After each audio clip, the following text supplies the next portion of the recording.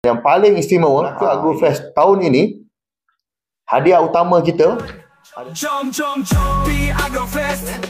adalah seekor lembu sador. Jadi yang akan hadiah utama ni adalah kata orang pun kalau datang, siapa datang boleh pergi ke tempat lembu sador, boleh register dan mungkin mereka boleh bawa pulang lembu sador. Lembu sador tu kita akan umumkan pada hari Ahad petang masa program penutupan oleh Yang Amat Berhormat Ketua Menteri Melaka. Jadi sebelum ni setakat hadiah motor, hadiah TV. Kali ni kita buat kelainan sikit.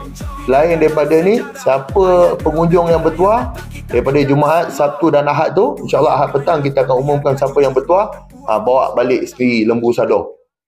Agrofest jadi titik kebangkitan dari kampung ke dunia ini, Melaka punya peranan. Jom, jom, jom, di Agrofest, petani peternak.